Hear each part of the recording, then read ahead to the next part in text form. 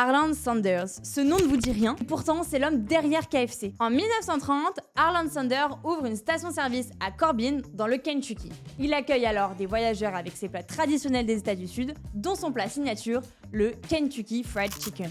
Au menu, évidemment du poulet frit. C'est un succès, l'enseigne KFC est née. En 1939, il trouve l'équilibre parfait à base de 11 herbes et épices qui donnent le goût du KFC si apprécié.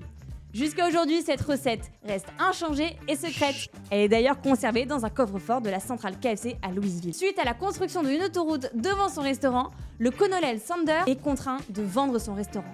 Convaincu par le potentiel de sa fameuse recette secrète de poulet frit, il ne se décourage pas et a alors l'idée de franchiser son concept. À 62 ans, le colonel Sanders parcourt le pays pour convaincre des propriétaires de restaurants que sa recette de poulet est unique et super. Bilan, en 2 ans, il essuiera plus de 1000 refus avant d'entendre le premier « oui ». Pete Harman, à l'époque propriétaire du plus grand restaurant de Salt Lake City, il devient son premier franchisé.